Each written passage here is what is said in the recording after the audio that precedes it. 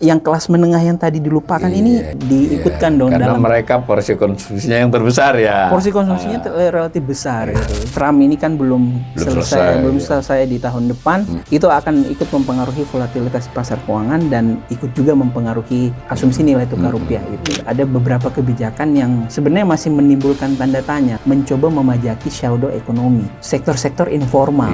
Mau tidak mau karena tadi ya asumsinya kan sudah di-set tinggi 5,4, penerimaan pajaknya juga tinggi. Otoritas pajak Indonesia ya dengan negara lain itu menukar data wajib pajak di luar negeri gitu ya. Yang disinyalir misalnya ada yang menyembunyikan gitu. Itu kan sudah dapat nih datanya. Iya, yang itu dong yang dikejar-kejar. Itu yang harusnya duitnya kok banyak di Singapura kok. Bunga utang itu kan preferensi risiko. Risiko dinilai oleh investor itu besar. Mau nggak mau kita kan harus ngasih bunga gede. Bunga gede gitu.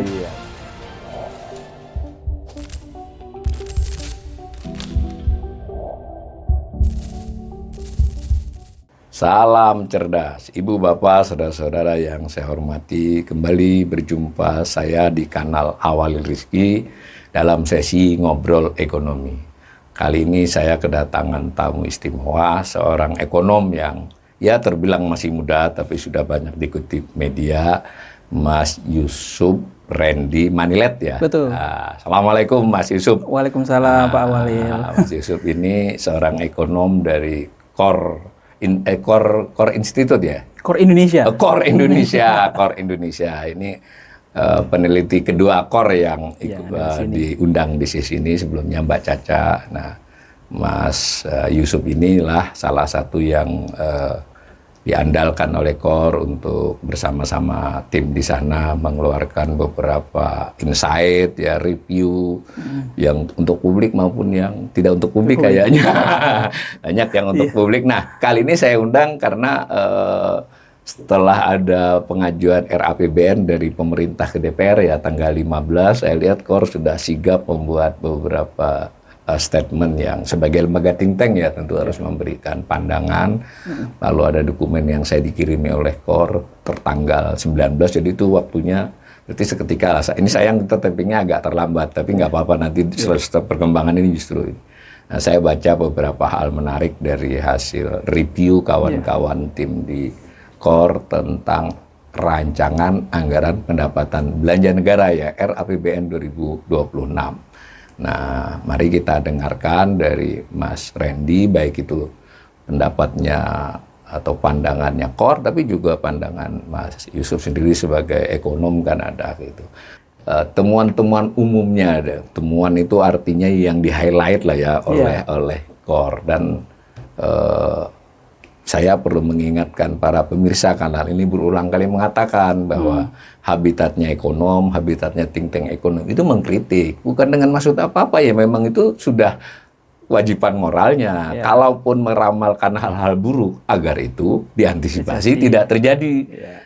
Tapi itu pendapat, boleh saja berbeda kita. Nah, kira-kira itu. Nah, mari kita cari tahu nih lebih lanjut, nih Core nih apa saja yang digarisbawahi dari RAPBN 2026 ini, Mas Yusuf. Oke, terima kasih Pak Awalil. Jadi kami dalam menyusun Core Insight ya, produk kami itu namanya Core Insight.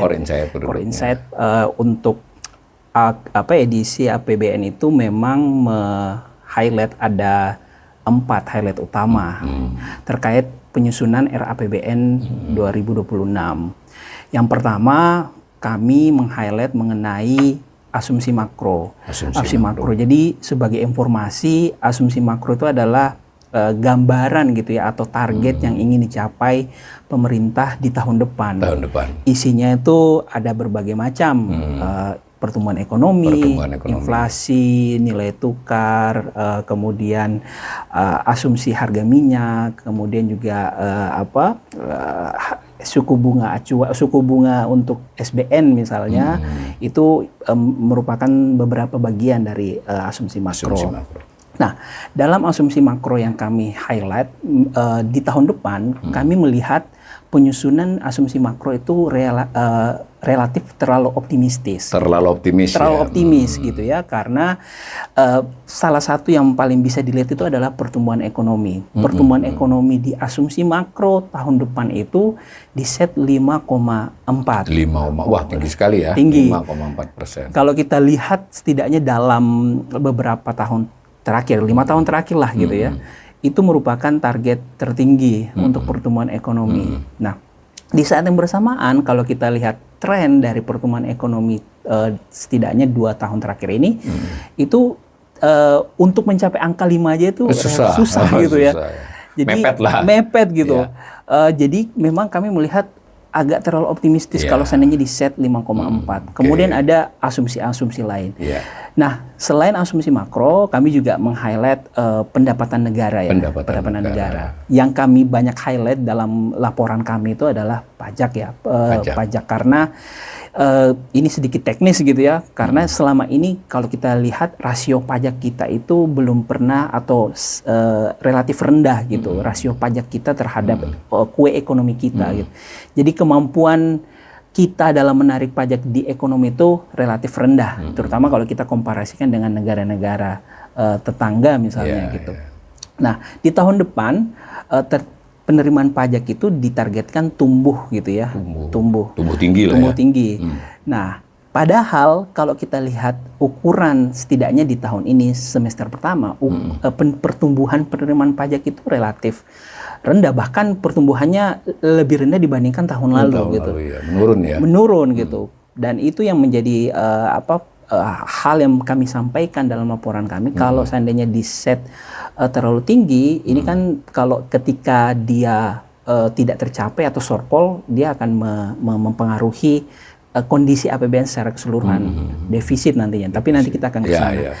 Kemudian dari sisi belanja, kita tahulah kalau tahun depan itu banyak program-program flagship pemerintah yang akan dieksekusi.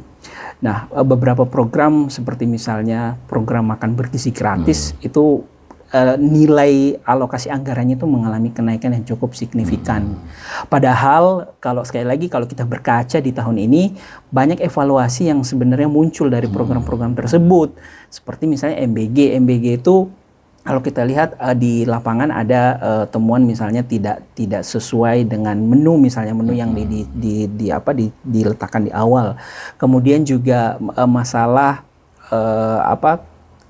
kesesuaian dari apakah MBG itu bisa mencapai target penurunan stunting misalnya. Gitu. Intinya adalah banyak evaluasi dari program-program flagship tersebut. Nah, sebenarnya seharusnya ketika program tersebut masih dievaluasi, jangan buru-buru ditambahi besar-besaran. Harusnya mungkin bertahap gitu ya. Gitu. Poin kami di sana adalah karena di saat bersamaan ketika program-program flagship pemerintah itu ditingkatkan, tentu kan harus ada yang disesuaikan nih. Yang lain ngalah. Yang lain ngalah gitu. Salah satunya betul. Transfer ke daerah. Transfer ke daerah, alokasi kalau kita lihat di tahun depan itu menurun drastis. Dan ini melanjutkan penurunan alokasi transfer ke daerah yang di tahun ini kan sudah dipotong dari program efisiensi 50 triliun itu gitu. Betul. Jadi ketika itu dilakukan di tahun depan dan di saat yang bersamaan daerah ini kan tidak semua punya kemampuan gitu ya. Banyak daerah yang kesulitan misalnya untuk mendanai program pembangunannya ketika sudah dipotong, terus mereka tidak bisa generate pendapatan. Jadi dia akan mempengaruhi kemampuan mereka dalam mengeksekusi program pembangunan tersebut. Gitu. Dan yang poin terakhir dalam laporan kami itu kami sebenarnya melakukan semacam refleksi kemerdekaan 80 tahun kemerdekaan dan hubungannya dengan jadi nggak hanya tahun ini ya. Nggak hanya tahun ini gitu. Kita melihat bagaimana hubungan 80 tahun kemerdekaan dengan pengelolaan APBN selama ini. Ada beberapa yang kami highlight termasuk di dalamnya masalah alokasi untuk pendidikan misalnya. Gitu. Pendidikan itu kan sudah menjadi semacam keharusan gitu ya, mandatory spending gitu. Amanat konstitusi seperti itu. Nah, tetapi kalau kita lihat dalam proses evaluasinya belum mampu kita katakan kalau besarnya alokasi mandatory spending untuk pendidikan itu sejalan dengan beberapa output ya yang terlihat. Seperti misalnya yang sederhana ukuran PISA skor kita gitu. Yang relatif lebih rendah dibandingkan sekali lagi dengan negara-negara lain gitu.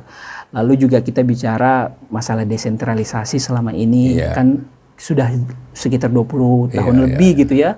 Tetapi ya proses desentralisasi itu belum mampu mendorong pemerintah daerah dalam itu tadi cakap gitu dalam menentukan atau mengenerate kemampuan asli pembangunan daerah mereka gitu.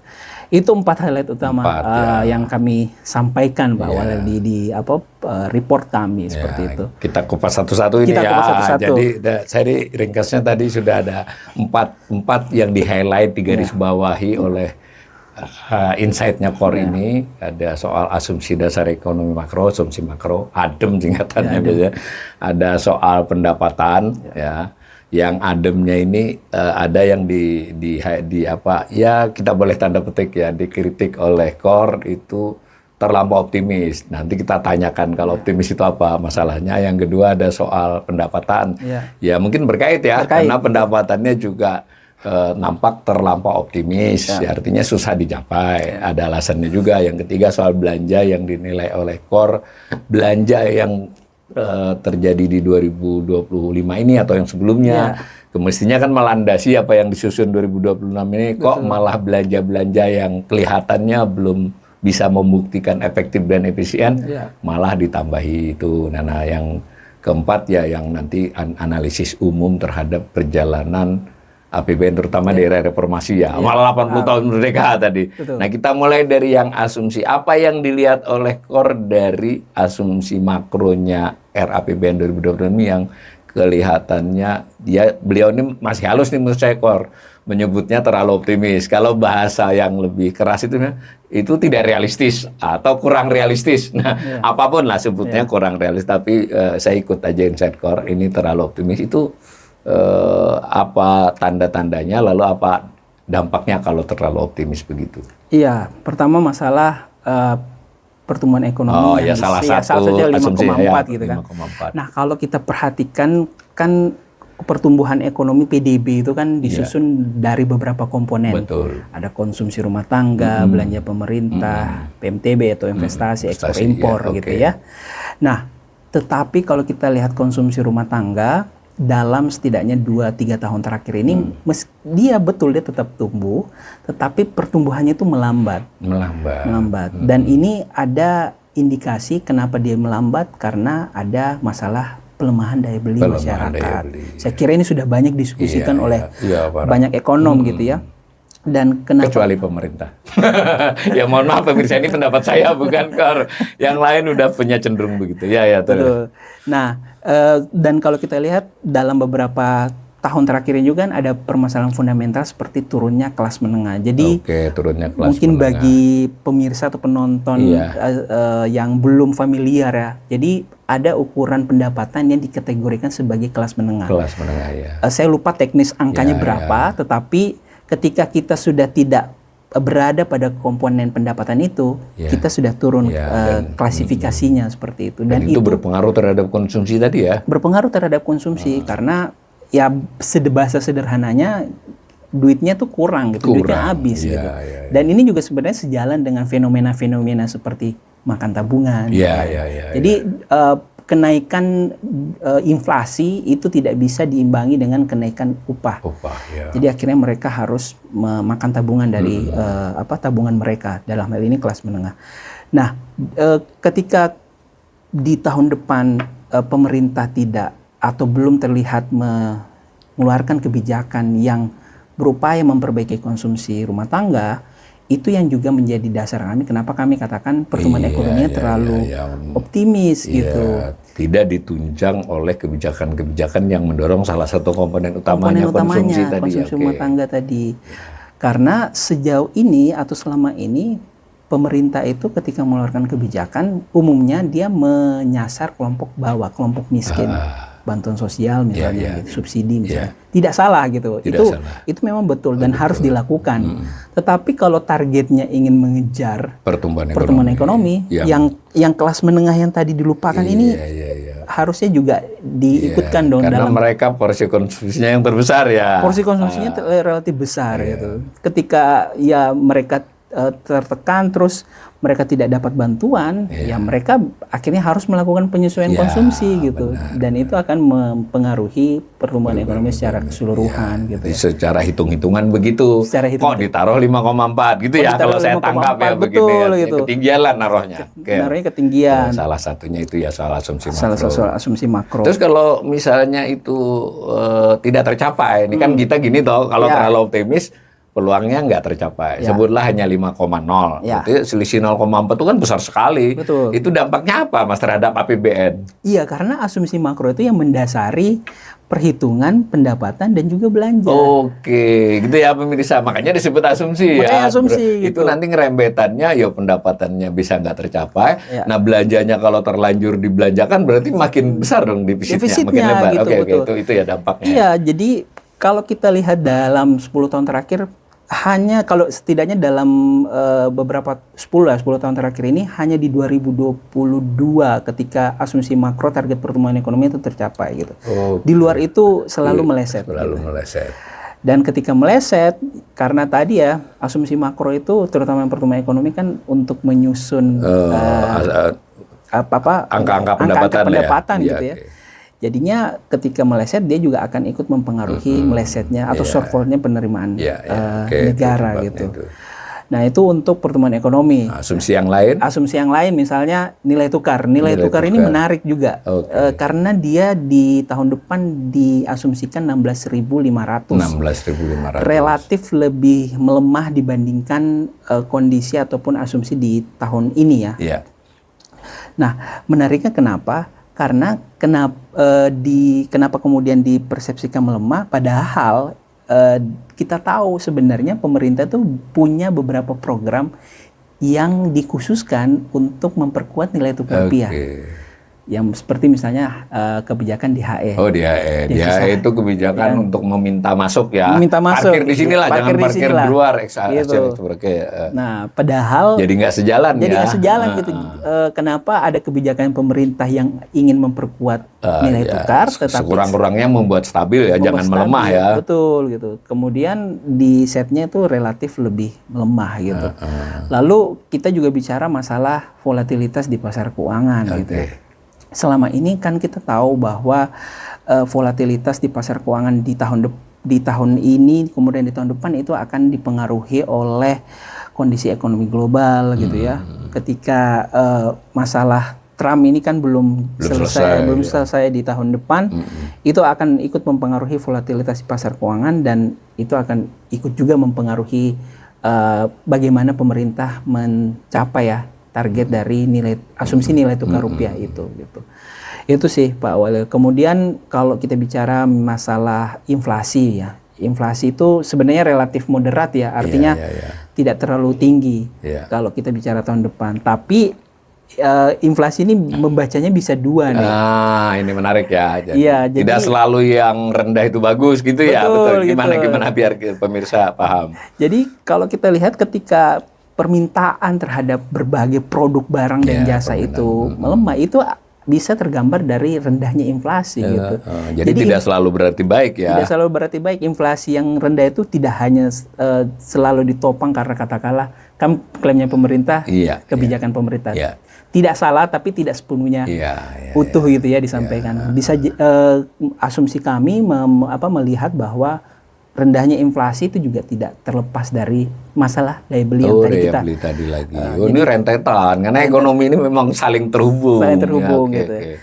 Jadi ketika inflasinya rendah dan ada juga fenomena deflasi yang terjadi di tahun ini dan juga di tahun lalu. Bulan-bulan tertentu gitu ya. Itu juga semakin menguatkan bahwa inflasi yang rendah itu tidak selamanya kemudian memperlihatkan kemampuan pemerintah dalam menekan harga, tetapi di saat yang bersamaan memperlihatkan lemahnya permintaan yang terjadi di masyarakat seperti itu. Itu ada asumsi harga minyak juga ya ICP ya? Iya betul.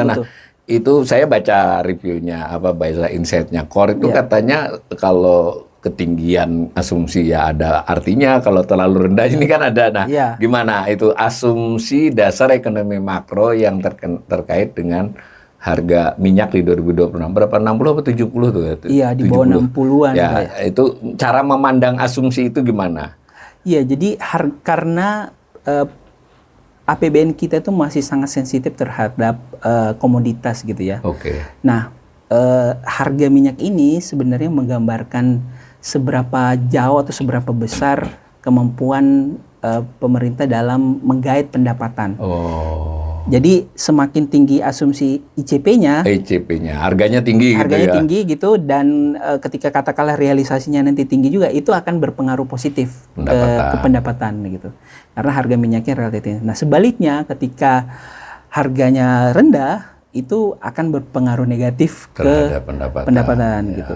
Nah, sebenarnya di satu sisi memang kita harus melihat bahwa ini adalah gambaran ya bahwa APBN kita tuh relatif masih sangat tergantung. Nggak bisa dikontrol sepenuhnya oleh pemerintah berarti kan, karena harga kan kita given ya, harga itu dari luar. Gitu. Meskipun minyak mentah Indonesia. Betul. Dan di tahun depan resikonya sebenarnya masih relatif sama ya dengan tahun ini. Gitu. Kita masih banyak ketidakpastian juga. Mungkin tidak rendah-rendah amat, tapi juga mungkin tidak tinggi ya. Tinggi amat. Gitu. Tapi itu ada juga soal lifting tuh. Nah, saya sempat mempelajari, tapi saya lihat memang tidak terlalu digarisbawahi oleh Core. Tapi sebagai pribadi, Mas Yusuf, saya melihat itu rata-rata asumsi lifting minyak mentah, terutama gas juga mulai. Dua ya, lifting minyak mentah dengan lifting gas itu selalu tidak tercapai, kan pengaruh itu benar-benar. Melihat nggak itu ada kecenderungan untuk ini ya, untuk tidak tercapai juga itu satu hal lagi ya. Karena kalau kita bicara lifting minyak dan gas kan memang dipengaruhi banyak hal juga ya, termasuk tadi harga tadi kan, kalau harganya tinggi ini agak terdorong ya. Iya, kemudian juga investasi di minyak dan gas juga yang kan mahal. Sementara sekarang ini kan minyak dan gas posisinya tuh tidak stabil dan di tengah-tengah upaya untuk mendorong keberlanjutan lah ekonomi gitu ya. Ekonomi hijau gitu ya. Jadi tidak terlalu seksi. Tidak seksi. Di mata investor ketika ingin masuk ke sektor minyak dan gas. Banyak yang mengatakan juga kalau sektor minyak dan gas ini sudah lewat lah masanya gitu. Jadi itu juga yang mempengaruhi kemudian kenapa dalam beberapa tahun terakhir juga lifting minyak dan gas kita tidak tercapai. Meskipun tipis tapi tidak tercapai. Jadi gitu ya pemirsa ini. Tapi tadi yang menarik yang saya garis bawahi dari insight-nya Core yang dijelaskan oleh Mas Randy tadi, kelihatannya fokus utama ini yang terutama yang 5,4 ini ya, kalau Core lebih sopan. Nah, ini saya tambahi dengan bahasa kasar, agak mengada-ngada gitu loh, tidak realistis. Tapi apapun kemungkinan tidak tercapainya jadi sangat tinggi. Nah, tadi itu salah satu di dokumen itu saya lihat, dokumen insight itu akibatnya karena pendapatan disusun atas dasar asumsi itu maka ini juga rentan untuk tidak tercapai, atau dengan kata lain target pendapatan ketinggian. Benar kan? Cara baca saya nih dari insight-nya Core. Betul. Nah, di luar itu, di luar soal asumsi, kelihatannya yang dikritisi oleh Core ini itu ada juga faktor bahwa kinerja perpajakan kita ini ya kurang bagus, mau diukur dari tax ratio, tax buoyancy atau apapun nanti dijelasin. Nah, mungkin kita perlu dapat gambaran ini tentang penerimaan perpajakan yang di 2026 dan mungkin juga beberapa tahun terakhir. Gimana Mas, supaya kita paham lah perpajakan itu apa saja? Iya, jadi kalau kita bicara perpajakan secara umum itu memang banyak komposisinya ya. Pajak, kalau kita bicara sektor, ya tentu pajak di sektor katakanlah industri, kemudian perdagangan dan sebagainya.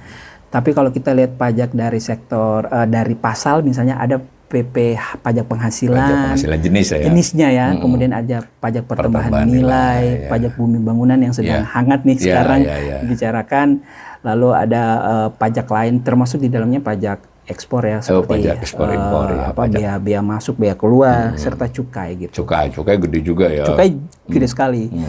Nah, Di tahun depan memang kalau kita lihat beberapa komponen tersebut sama, karena di agregatnya itu sudah tinggi, maka di bawahnya pun juga harus dibagi-bagi. Dibagi-bagi naiknya. Dibagi-bagi naiknya gitu untuk tahun depan. Nah, di situasi yang seperti sekarang, kalau kita boleh sampaikan, memang agak sensitif gitu ya, kalau kita bicara bagaimana menaikkan pajak. Apalagi dalam dokumen nota keuangan itu kan ada beberapa kebijakan yang sebenarnya masih menimbulkan tanda tanya. Seperti misalnya di nota keuangan itu disebutkan pemerintah akan mencoba memajaki shadow ekonomi. Shadow ekonomi gitu ya. Sektor-sektor informal. Nah, ini kalau menurut kami masih menimbulkan tanda tanya karena umumnya sektor informal itu dia bukan satu sektor yang kemudian bisa dipajaki gitu. Harus tax sektor gitu seperti itu. Dan kebijakan-kebijakan ini kalau seandainya tetap dijalankan dan tetap mengalami peningkatan gitu di tahun depan itu agak sensitif gitu ya. Nah, sayangnya kenapa di tahun depan itu pemerintah mau tidak mau, karena tadi ya asumsinya kan sudah di-set tinggi 5,4, penerimaan pajaknya juga tinggi, dan di saat bersamaan ada program prioritas juga yang harus dibiayai. Yang harus dibiayai. Belanjanya gitu. Harus dibiayai di dana belanja itu harus dibiayai. Jadi itu yang mempengaruhi juga dari sisi penerimaan perpajakan secara umum gitu. Di satu sisi mungkin KOR mau menyadari bahwa pemerintah butuh meningkatnya pendapatan negara. Salah satu yang utama dari pendapatan negara ini perpajakan. Ada yang lain adalah penerimaan negara bukan pajak. Di perpajakan ini yang akan kelihatannya yang mau ditambah-tambahi. Itu kita bisa terima bahwa ada harapan itu. Tapi di sisi lain tadi Yusuf mengatakan bahwa kondisinya ini sensitif kan. Yaitu membuat reaksi masyarakat juga ini. Terus yang digarisbawahi juga oleh Yusuf kalau saya tidak lihat, shadow ekonomi. Shadow ekonomi memang bisa saja diterjemahkan shadow ekonomi itu yang besar-besar, tapi so far yang ketangkap mata, ke capture itu shadow ekonomi yang informal, kecil-kecil gitu. Yang kecil. Nah, itu yang menimbulkan kekhawatiran di kami gitu. Kalau seandainya basis untuk menjalankan kebijakan itu tidak kuat, nanti yang suasana ketidakadilan terasa gitu. Ini lagi susah malah kita dipajakin. Betul. Itu nggak bisa dihindari kalau memang memaksakan shadow ekonomi. Kecuali harusnya shadow ekonomi yang gede-gede, tapi kita juga tidak tahu shadow ekonomi yang gede itu kalau gede mungkin lebih bisa menghilang dia kan. Kalau yang kecil kan kelihatan. Sebenarnya juga kalau kita mau ngejar yang gede-gede, maka kritiknya itu ada pada beberapa kebijakan yang sudah dijalankan pemerintah dalam 10-5 tahun terakhir gitu. Kan kita ingat di 2016 ada program pengampunan pajak, tax amnesty. Kemudian gak lama setelah itu, meskipun sebelumnya katanya pemerintah nggak akan menjalankan kebijakan yang sama, tapi ada kebijakan tax amnesty lagi. Meskipun dibungkus dengan istilah-istilah baru gitu, tapi tax amnesty juga 2022 ya. 2022 betul. Lalu ada program pertukaran data dengan banyak negara. Jadi bagi yang belum familiar, otoritas pajak itu dengan otoritas pajak Indonesia dengan negara lain itu menukar data pajak wajib pajak di luar negeri gitu ya. Yang disinyalir misalnya ada yang menyembunyikan gitu. Nah, tadi hubungannya dengan shadow ekonomi kelas besar gitu. Seharusnya kalau seandainya memang pemerintah bisa atau menjalankan kebijakan yang tadi saya sebutkan dengan optimal, itu kan sudah dapat nih datanya. Yang itu dong yang dikejar-kejar. Itu yang harusnya duitnya kok banyak di Singapura, kok duitnya banyak di negara BC gitu betul. Dan tadi terkait DHE juga kan, di hasil ekspornya disimpan di sana. Misal. Itu mestinya yang juga diperhatikan oleh pemerintah, jangan yang kecil-kecil gitu ya. Kemudian kita juga belum bicara ekstensifikasi penerimaan dari sektor lain misalnya. Misalnya sekarang kan yang sedang hangat dibicarakan itu misalnya pajak kekayaan. Nah, ini. Pajak kekayaan itu adalah pajak yang disampaikan atau ditarik dari ya kelompok ultra rich lah. Ya, objek pajaknya kekayaan ya, yang selama ini basisnya itu saya potong dikit itu adalah penghasilan dan transaksinya. Nah, ini ada usulan dari banyak ekonom kayaknya termasuk termasuk Yusuf. Lah ini dong yang dicari kan, gitu. di kekayaan. Ini mungkin bisa dan sejalan dengan data dari peningkatan orang super kaya yang dirilis oleh lembaga luar kan. Kita kan orang kayanya tuh bahkan ketika pandemi jumlah orang super kaya kita itu tidak berkurang, justru mengalami peningkatan gitu. Jadi itu ada potensi di sana. Tapi itu butuh political will yang kuat itu. Ya, betul. Karena kalau tidak ada political will yang kuat, mungkin banyak negosiasi di belakangnya gitu. Tapi itu potensi ya. Jadi benar ya, Yusuf setuju bahwa pajak kekayaan ini harusnya dikaji lebih serius oleh pemerintah. Dikaji lebih serius. To be fair, Pak Walil, sebenarnya dalam dokumen pemerintah sudah menyinggung, high net worth individual. Tapi secara konsep ini yang nanti kita perlu tunggu gitu ya. Bagaimana penerapan dari pajak yang disampaikan pemerintah? Apakah sama dengan pajak kekayaan yang selama ini didiskusikan atau ada konsep yang berbeda? Gitu. Apakah perpajakan ya? Ya, untuk perpajakan. Kalau PNBP gimana? Jadi pemirsa, pendapatan itu terdiri dari dua komponen besar ya. Pendapatan perpajakan. Jadi pendapatan ini ditarget kalau saya tidak salah 3.147 ya. Nah itu terbagi dua, tapi yang paling banyak hampir 3.000 di perpajakan kelihatannya. Nah yang PNBP sisanya. Nah itu yang PNBP ada komentar nggak? Kalau di dokumennya KOR saya lihat belum banyak. Nah, mungkin Yusuf punya komentar. Pasti yang paling terlihat adalah sudah tidak masuknya setoran dividen BUMN pindah ke Danantara gitu.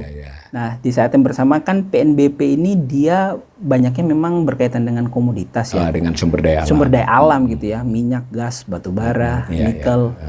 Nah karena berkaitan dengan sumber daya alam, maka dia juga sangat sensitif terhadap harga. Faktor given yang sebenarnya pemerintah sulit kontrol gitu. Misalnya kalau kita bicara batu bara, kondisi batu bara katakanlah sekarang dengan 5-10 tahun yang kebelakang sudah jauh berbeda. Ini pada saat kita podcast ini harga batu bara merosot terus nih kayaknya ya. Semoga podcast kita nggak menjadi. Ya kan itu masih 2026 ya, jadi masih ada potensi macam-macam lah. Iya, jadi ya tadi secara garis besar memang PNBP-nya itu di minyak dan gas, dan minyak dan gas itu harganya relatif volatile dan kecenderungannya sebenarnya turun untuk tahun depan. Di asumsi makro yang ICP tadi kan kita sudah diturunin juga ICP-nya sudah turun, maka PNBP di tahun depan juga relatif padahal turun. Pada saat bersamaan sudah nggak nerima lagi dari BUMN ya. BUMN sudah dialihkan. Makanya ngotot di perpajakan. Kelihatannya jadi begitu tuh memahaminya, karena PNBP-nya susah digenjot bahkan berkurang oleh BUMN, laba BUMN, maka perpajakannya dikencengi ya. Setelah dikencengi, dikritisi oleh KOR, itu ada beberapa hal yang yang membuat ini baru ditaruh angka ini. Kalau mau dituruti juga rawat karena banyak yang sensitif. Tidak dituruti artinya as usual nggak tercapai kan. Satu lagi ini khusus ini yang pendapatan. Kan perpajakan tadi ada pajak pertambahan nilai. Nah, pajak pertambahan nilai itu harusnya di tahun 2025 ini kemarin kan naik. Nah, di depan ini nggak ada apa sudah disebut-sebut atau menurut dugaannya Yusuf mau dinaikin, bukan dinaikin ya, kembali ke jadwalnya. Apa begitu kira-kira? Kayaknya kalau melihat dari situasi seperti sekarang gitu, memang secara politik itu bisa nggak diambil ya? Bisa nggak diambil gitu. Karena ya tadi relatif sensitif dan pemerintah nampaknya mengejar dari pos yang lain dulu dari nih. Yang tadi dijelasin gitu. Nah, tetapi kalau bicara PPN, yang menarik sebenarnya di negara-negara kayak tetangga kita Vietnam itu, ketika ekonominya sedang turun, dia justru menurunkan tarif ya. Tarif PPN gitu. Tetapi ya kita juga harus sampaikan secara utuh kalau kenapa Vietnam bisa begitu, karena ya struktur penerimaan dia lebih baik. Struktur penerimaan lebih baik itu dipengaruhi juga dari ekonomi mereka. Dari struktur ekonominya. Gitu ya. Vietnam itu kan selalu disinggung sebagai macan baru ASEAN lah gitu. Kayaknya yang dari ekspor dia kuat ya pajaknya ya. Gitu. Meskipun dia kena tarif Iya. Trump. Tapi karena dia porsinya gede ya. Porsinya besar, jadi struktur ekonominya kuat. Ya.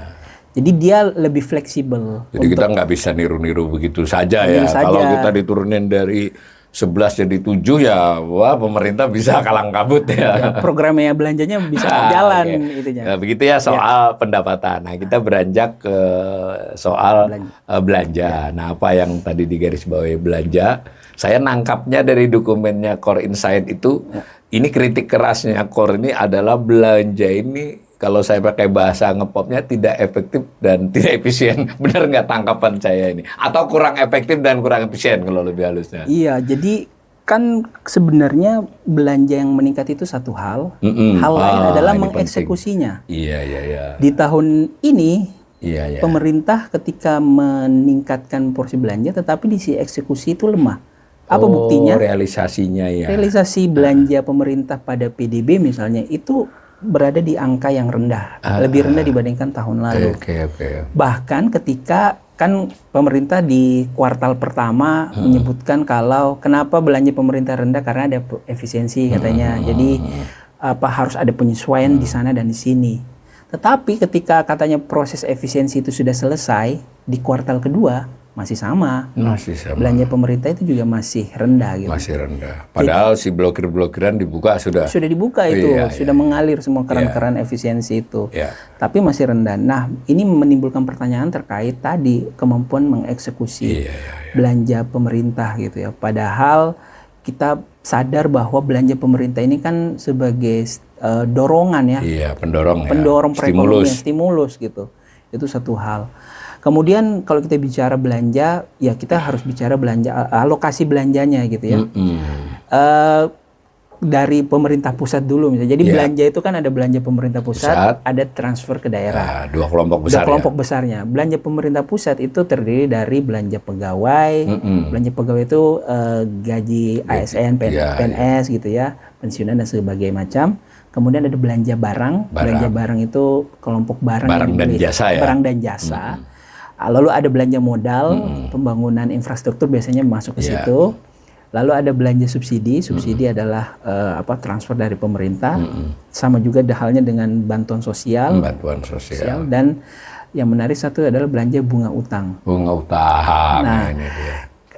Kalau kita perhatikan secara proporsi untuk belanja bunga utang itu setiap tahunnya mengalami kenaikan. Proporsi gitu. Dari belanja bunga itu atas total belanja pemerintah pusat ya. Gitu. Okay. Jadi ini akhirnya menurunkan proporsi untuk belanja lain yang sebenarnya lebih penting atau mempunyai efek pengganda ke perekonomian gitu. Kalau bayar bunga sedikit lah. Iya. Apalagi ya kan orang kaya lagi yang dapat dari bunganya atau bank. Betul. Sementara di saat yang bersamaan komposisi bantuan sosial dan subsidi itu mengalami penurunan. Padahal dua komponen ini merupakan dua komponen yang penting dalam mempengaruhi konsumsi rumah tangga kita gitu. Karena itu kan diterima langsung oleh masyarakat. Dan itu kan ada hubungannya juga dengan tadi target pertumbuhan ekonomi di ADEM tadi, asumsi dasar yang relatif mengalami penurunan. Belanja bantuan sosial selain alokasinya yang kecil juga dihadapkan pada masalah-masalah klasik, ketepatan, kemudian juga tadi alokasinya yang relatif tidak mencakup kelas menengah, gitu. Subsidi juga relatif terbatas. Ya karena dikasih sedikit ya nggak bisa ke tengah dong, bawah aja nggak cukup. Betul, gitu ya, jadi salah satu analisisnya itu. Terus yang lain adalah subsidi LPG itu juga di tahun depan akan berbeda katanya penyalurannya. Jadi kita nanti tidak akan bisa secara mudah gitu ya beli subsidi LPG 3 kg terutama ya ke warung beli LPG 3 kg di tahun depan itu akan relatif lebih lebih berubah gitu karena pemerintah mengklaim akan menggunakan single data yang akan digunakan dalam penjualan LPG karena katanya LPG 3 kg ini banyak yang tidak tepat sasaran gitu makanya diubah. Nah kritiknya adalah dalam proses menjalankan kebijakan di lapangan itu kan kerap kali kita tentu ingat gitu ya beberapa waktu lalu ketika kebijakan subsidi LPG 3 kg itu dijalankan beberapa antrian terjadi. Akhirnya dicabut juga. cabut juga. Iya, ini kita belum tahu apa ada persiapan ini. Nah, itu yang kemudian kami kritisi juga dalam proses pemerintah harus hati-hati ya dalam hal ini ya. Mengalokasikan belanja seperti itu. Yang saya lihat di garis bawah juga MBG, gimana itu? Belanja yang disalurkan untuk makan bergizi gratis. Nah, yang MBG juga lebih menarik karena kalau kita lihat kan meningkat anggarannya. Bukan meningkat lagi, itu berlipat itu. Berlipat gitu ya. 3 kali lipat itu. Tetapi kan menimbulkan tanda tanya gitu ya. Ini diambil dari mana dananya? Kalau kita lihat ternyata dananya itu diambil dari alokasi dana pendidikan. Oke. Jadi artinya MBG ini diklasifikasikan sebagai anggaran pendidikan yang di banyak diskusi itu menimbulkan pro kontra juga gitu. Karena ya kita belum bisa melihat hubungan langsungnya, bagaimana MBG itu masuk ke pendidikan. Dan ketika dia masuk ke pendidikan, berarti kan dia mengurangi alokasi pendidikan yang lain. Oh gitu. Iya benar ya. Karena kan untuk ini amanat kritisnya 20% dipenuhi. Tapi ternyata rinciannya mencakup MBG yang sangat gede. Gitu. Itu ya anunya kritiknya. Kritiknya di sana. Belum lagi kita tadi harusnya MBG itu masuk bantuan sosial dong. Bantuan sosial itu secara logika kan. Secara logika. Karena kan dia kalau perlindungan sosial lah, anggaran perlindungan sosial ya. Gitu. Jadi dimasukkan ke dana pendidikan. Padahal dana pendidikan sekarang kita ya kan masih ya terasa kurang. Terasa kurang dalam tahapan realisasi juga masih kurang. Belum lagi kita bicara diskusi misalnya dana pendidikan yang tidak sepenuhnya untuk katakanlah pendidikan dasar misalnya atau pendidikan kelas menengah gitu, tapi dialokasikan melalui pendidikan sekolah kedinasan. Banyak itu sekolah kedinasan hampir belasan kementerian. Gitu. Jadi yang tadinya alokasi yang untuk dana-dana pendidikan dasar ini sudah kecil, dengan masuk MBG kan akhirnya bisa berkurang. Secara regulasi ya pemerintah tidak menyalahi karena tidak melanggar karena tadi sudah terklasifikasi sebagai anggaran pendidikan. Tapi kalau dilihat dari sisi analisis ekonomi ya ini sulit untuk dikatakan gitu. Anggaran pendidikan. Kalau kaitannya kan kita sudah lama nih begini kan salah satu program yang memang bukan salah satu yang paling dikedepankan. Itu kan narasinya selain soal pendidikan adalah narasi dia bisa dinamisir perekonomian lokal, ada segala macam itu so far dari perjalanan sekian bulan ini menurut Yusuf terbukti nggak bahwa MBG itu mendinamisasi ekonomi regional lokal lah? Awalnya kan desain MBG itu didesain untuk melibatkan UMKM. Sehingga efek multiplier, efek pengganda ke perekonomian lebih besar. Di SPPG-nya terutama ya. Iya, tetapi kesininya lebih tersentralisasi gitu. Karena pengen cepat gitu. Tapi itu juga menimbulkan tanda tanya. Ini MBG ini mau didorong lebih cepat atau untuk pemenuhan target-target pemerintah dalam sisi gizi atau yang lain gitu ya. Itu menimbulkan kritik juga gitu. Di saat yang bersamaan tadi dalam proses penyaluran MBG itu kan ada masalah permasalahan gitu ya. Ya intinya menurut kami memang belum didesain secara matang gitu. Jadi kalau kita lihat di tahapan implementasi itu masih belum memberikan efek yang diharapkan. Per semester pertama itu menurut yang kami lihat itu realisasinya hanya sekitar 7% dari anggaran ya. Nah, kita nggak tahu nanti semester kedua. Tetapi sebenarnya poinnya adalah tadi dari alokasi yang besar di tahun 2025 itu kan belum tereksekusi. Di tahun depan sudah besar anggarannya. Langsung dilipat ya. Padahal yang sedang berjalan ini belum terbukti lah. Belum terbukti gitu. Itu poin kritik kami untuk MBG. Itu soal realisasi. Kalau memaksakan realisasi tapi kualitas pelaksanaan, kualitas kita artikan karena maunya MBG ini mengajak UMKM, menggerakkan ekonomi lokal dan sebagainya. Kalau karena mengejar realisasi lalu lebih sentralisasi, ya bahkan trennya impor, ya kan gitu toh. Betul. Ini ya mungkin realisasi mulai kekejar, tapi kualitas MBG sebagai program unggulan yang diharapkan mendinamisasi perekonomian kurang berjalan. Begitu nggak kira-kira kelihatannya? Termasuk di dalamnya misalnya tadinya kan harapan MBG itu untuk mendorong ekosistem sektor pertanian misalnya. Tapi kan misalnya pertanian dan perkebunan lah misalnya. Nah, tetapi kalau kita bicara sekarang masalah tata kelola untuk sistem sektor pertanian kan belum bagus gitu ya. Jadi ketika itu belum bagus dan dipaksakan untuk jalan, akhirnya kan bisa saja di kemudian hari kebijakan yang diambil oleh pemerintah itu tadi melalui impor. Tadi impor karena ngejar targetnya itu realisasi gitu. Ya. Betul. Kemudian juga misalnya untuk pemenuhan menu untuk susu misalnya itu kan juga kita belum mampu gitu.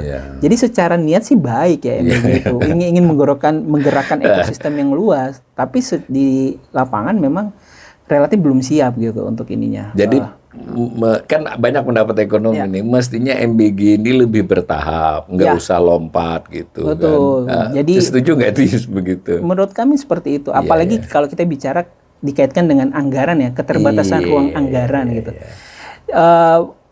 MBG misalnya bisa dimulai secara piloting gitu ya, artinya di beberapa daerah dulu gitu ya, untuk melihat evaluasinya seperti apa. Tapi betul-betul berdasarkan konsepnya supaya menggerakkan apa segala. Termasuk di dalamnya misalnya untuk melihat apakah program MBG itu bisa katakanlah memenuhi gizi. Iya, kan ini penting ya, jangan sampai sekian juta orang menerima ini. Karena ada laporan dari media ya, banyak itu. Banyak yang nggak habis gitu. Misal ini kan juga inefisiensi seperti itu kan bukan main-main kan kalau sekian juta orang. Betul ya? Betul. Jadi ketika misalnya sudah dijalankan, katakanlah tadi harusnya piloting, jadi dari pilot itu ketahuan apa masalah-masalahnya. Dan itu juga menjawab permasalahan anggaran tadi gitu. Jadi tidak langsung dipukul rata, tapi piloting dulu, dilihat, dievaluasi, lalu dikembangkan atau diperbesarlah secara bertahap. Gitu. Menurut kami itu yang relatif lebih ideal gitu. Ini kan dari Inside Core ini kelihatan nih bahwa belanja itu dikritisi untuk tadi yang begini hanya contoh. Beberapa contoh lain bahwa efisiensi itu belum benar-benar diupayakan. Diupayakan tapi belum benar-benar. Nah, tetapi dampak yang langsungnya adalah karena pendapatannya tadi dipaksa-paksakan juga, akhirnya belanja yang ke daerahnya yang dikurangi. Nah, kan timbullah suasana nanti silakan dikomentari Yusuf sebagai kan memang tidak disinggung oleh Insight, tapi kan Yusuf sebagai ekonom punya pandangan. Akibatnya kan si daerah tadi sudah disinggung sebetulnya toh. Dia PAD pendapatan aslinya cuma separohnya dari pusat. Ketika pusatnya ngurangi gitu, nah dia akhirnya kan harus berusaha naikin PAD. Nah, sumber-sumber PAD itu antara lain PBB. Begitu nggak cara membaca ini mulai hiruk pikuk pajak daerah ini naik di PBB? Jadi kenapa kemudian PBB diusulkan naik ya? Kita bahasanya gitu. Iya, karena ada beberapa daerah yang sudah meninjau. Sudah meninjau.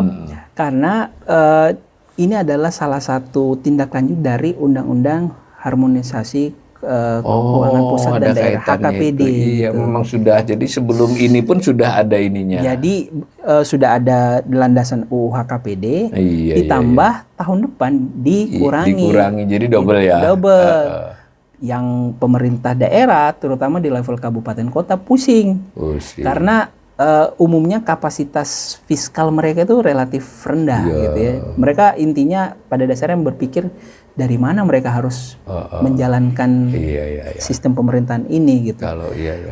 Nah, lalu terkait dengan tadi hiruk pikuk ya masalah PBB, itu juga sebenarnya harus fair kita katakan tidak terlepas dari tidak terupdate-nya ya data yang digunakan dalam menghitung PBB. Misalnya NJOP-nya itu kan memang tidak terupdate. Di satu sisi memang UU HKPD berusaha untuk menyelesaikan masalah itu dengan mengharuskan daerah untuk mengupdate datanya. Nah, tetapi jadi bukan tarifnya yang naik, tapi NJOP-nya yang ditinjau ulang, dinilai ulang. Karena sudah lama tidak dinilai ulang, katakan 10 tahun, 15 tahun yang lalu, tiba-tiba berubah. Ya. Dari sisi masyarakat yang bayar nggak urusan NJUP, nggak urusan tarif, tapi gue harus bayar 4 kali lipat, 5 kali lipat dari gitu. biasanya. Dari biasanya Ya, gitu. ya. Jadi memang ada itu, masalah komunikasi publik juga dan konsistensi menerapkan aturan. Kalau kami perhatikan seharusnya pemerintah terutama dalam menjalankan UU HKPD itu harus memperhatikan kemampuan di masing-masing daerah. Jadi jangan generik. Jangan digeneralisasi Iya. ke semua daerah gitu. Iya. Kalau kita bicara pemerintah provinsi, oke lah, PAD-nya masih relatif mampu untuk mendanai pembangunan gitu ya. Tapi kalau kita bicara kabupaten kota, itu cukup sulit. Dan itulah yang menurut kami kenapa ada resistensi dari masyarakat ketika pemerintah daerah mencoba untuk melakukan penyesuaian. Ini saya garis bawahi ya pemirsa, ini menarik buat saya dari Yusuf tadi. Jadi soal PBB naik itu bukan hanya karena memang betul salah satu sebabnya transfer ke daerahnya berkurang. Tetapi ternyata dalam undang-undang HKPD harmonisasi keuangan pemerintah pusat daerah itu memang sudah itu 2022 artinya ya sama dengan PPN kan. Jadi cuma memang timing penerapannya mungkin nggak pas. Yang kedua tadi bahwa sebelumnya memang administrasi tentang PBB itu tidak berlangsung secara baik di banyak kabupaten kota gitu ya. Betul. Oke, kita itu untuk hal itu. Nah, kita masuk sesi terakhir mengulas yang tadi disampaikan yang keempat tadi. Apa sih yang kira-kira menjadi kalau 80 tahun kebanyakan lah era reformasi saja. Jadi apa sih menurut Yusuf atau menurut Kor terserah yang temuan-temuan menarik fenomena pengelolaan APBN selama era reformasi? Iya, yang pertama menurut kami untuk pengelolaan perpajakan kita kehilangan momentum memanfaatkan era boom komoditas di 2000 awal sampai 2012-an ya. 2012 beberapa kali ya. Beberapa kali ketika itu harga komoditas sedang tinggi. Di saat itu kita tidak menjalankan kebijakan yang sebenarnya menarik momentum untuk mengoptimalkan penerimaan pajak ketika itu. Kita pikir mungkin harga komoditas akan tinggi terus bagus. Sehingga ketika harga komoditas sudah rendah, sudah turun, kita merasakan dampaknya dengan rasio pajak yang akhirnya mengalami penurunan gitu. Di saat yang bersamaan kebijakan-kebijakan pemerintah di sisi perpajakan juga kami nilai belum mampu gitu ya dalam mendorong rasio pajak, termasuk tadi beberapa kebijakan seperti tax amnesty, kemudian kebijakan tax amnesty jilid 2 gitu ya. Lalu kebijakan seperti Cortex yang baru berjalan tahun ini gitu. Kalau Cortex itu juga menarik karena sebenarnya dia sudah dibicarakan dalam beberapa tahun yang lalu gitu ya. Jadi bukan program baru. Tetapi ketika diimplementasikan karena tidak ada kesiapan, akhirnya tidak bekerja atau berjalan secara optimal. Jadi menurut kami poin untuk penerimaan tadi kita kehilangan momentum untuk harga komoditas. Dan ketika mau menggenjot pada kondisi sensitif seperti sekarang. Itu pertama. Dan ini juga sebenarnya tidak terlepas dari kondisi perekonomian kita. Artinya pemerintah juga harus akui kehilangan daya dorong ekonomi karena sektor-sektor utama. Sebenarnya nggak perlu malu dong, banyak negara lagi susah kok. Ngapain kita ngaku-ngaku bagus kan sebenarnya Itu pertama. Yang lain. Kemudian catatan dari sisi belanja ya kami kira banyak pos-pos belanja yang perlu dievaluasi, terutama tadi masalah alokasi belanja pendidikan misalnya yang belum mampu menciptakan kualitas sumber daya manusia yang siap bersaing lah di level internasional yang dinilai dari indikator seperti PISA score gitu. Dan sebenarnya kita juga perlu melihat ya, meskipun katakanlah alokasi belanja pendidikan itu 20%, kita perlu melihat dalam tataran realisasinya. Apakah betul 20% gitu? Jangan cuma di pas rencana aja 20%, karena ternyata gitu. Realisasinya nggak nyampe. Nggak nyampe gitu. Itu yang menurut kami juga perlu dikritisi. Kemudian juga belanja-belanja seperti belanja bantuan sosial yang masih dihadapkan pada kesalahan penerima data gitu. Padahal itu kan sebenarnya masalah yang sudah lama terjadi gitu ya. Tapi memang tantangan buat pemerintah adalah tadi memperbaharui data gitu. Dan memperbaharui data itu tidak hanya di level nasional tapi juga di level daerah. Pemerintah belum mampu untuk menorkestrasi gitu ya pembaruan data di level pusat dan daerah, sehingga itu juga mempengaruhi ketepatan sasaran program-program belanja yang sifatnya penting seperti bantuan sosial gitu. Lalu karena penerimaannya tadi belum catch up, kemudian belanjanya naik, maka pemerintah mencari sumber-sumber alternatif lain, salah satunya melalui utang. Nah, utang kita kalau kita perhatikan memang mengalami kenaikan gitu ya. Kenaikan yang signifikan. Rasio utang kita terhadap PDB sekarang berada pada sekitar level 40-an persen. Gitu.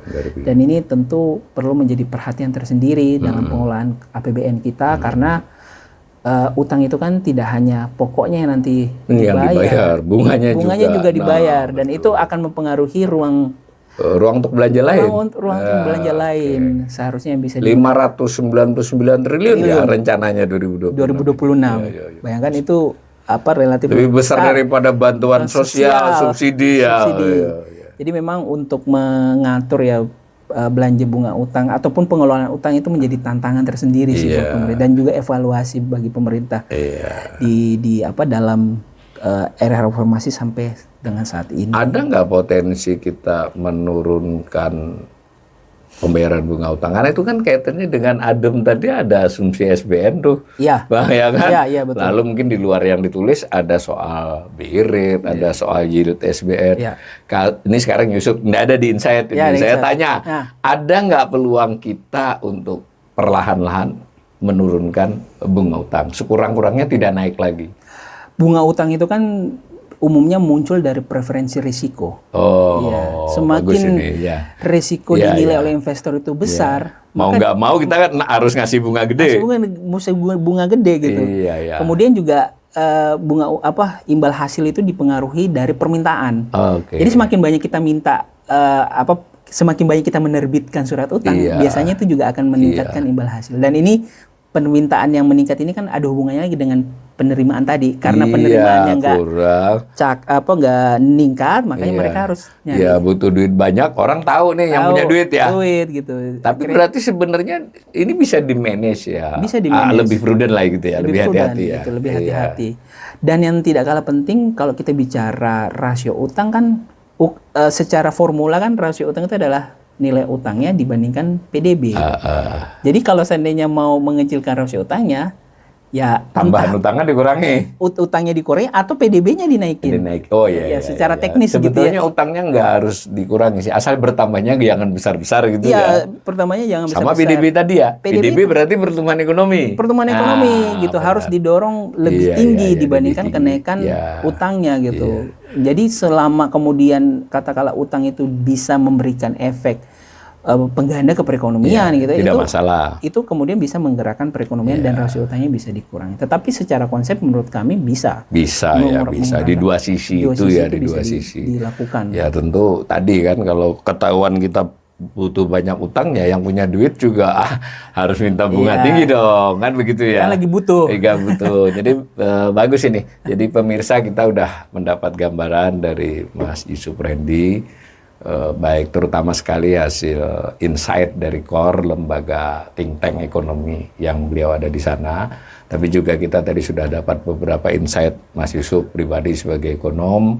Mudah-mudahan para pemirsa mulai lebih banyak lah ya memahami, karena ini APBN ini bukan urusan ekonom, ini urusan seluruh rakyat Indonesia.